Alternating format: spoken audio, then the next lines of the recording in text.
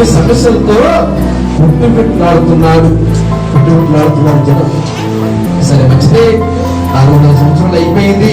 మోషే నాయకుడు నిలబెట్టారు, ఎర్ర సముద్రాన్ని పాయలు చేశారు. అరణ్యంలో మరలా ఎన్ని సంవత్సరాలు ఉన్నాయంటే 40 సంవత్సరాలు.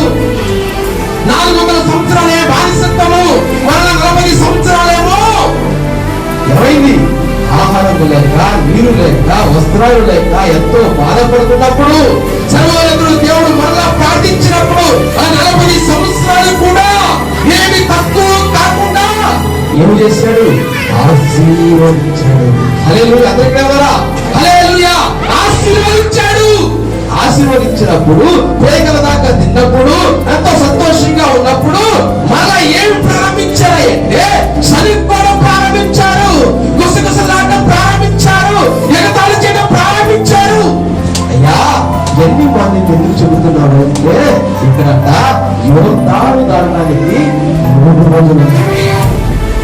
మోషే కాలం అయిపోయింది, యెహోషువ నాయకత్వంలోకి వచ్చింది. మరలా నాయకత్వంలో మొదలుపెడుతున్నాడు. అయ్యా, ఏమిటి పరిస్థితి, ఏమిటి పరిస్థితి, ఏమిటి పరిస్థితి అని మొదలుపెట్టినప్పుడు సాక్షాత్తు దేవుడు మోషేతో ఎలా ముఖాముఖిగా మాట్లాడాడు, మరలా యెహోషువతో కూడా అలాగా మాట్లాడుతున్నాడు. ఎవరు మాట్లాడుతున్నాడంటే, నువ్వు ఎప్పుడైతే యోర్దానులో పాదం మోపిన వెంటనే ఏక రాశిగా నిలబడుతుంది, ఏక రాశిగా నిలబడుతుందని మాట్లాడుతున్నాడు. అయితే ఈ రోజు నేను చెప్పే మాట కంటే మనం యోర్దానును దాటాలి. యోర్దాను అనగా శ్రమ, యోర్దాను అనగా బంధం, యోర్దాను అనగా అనేక సమస్యలతో కూడినది.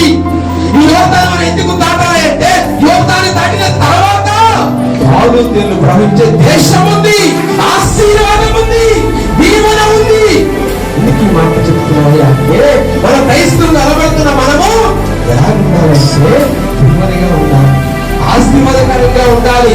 ఇంకా మనం 400 సంవత్సరాలలో బానిసత్వం అనుభవిస్తున్నామా, లేక అరణ్యంలో 40 సంవత్సరాలు ఎలాగైతే జరుగుతున్నాం, గడుపుతున్నాం, ఇష్టానుసారంగా ఎగతాళి చేస్తున్నాం, అదే స్థితిలో మనం ఉన్నామా? ఒకసారి ఆలోచించాక నిజంగా మనకు చూస్తే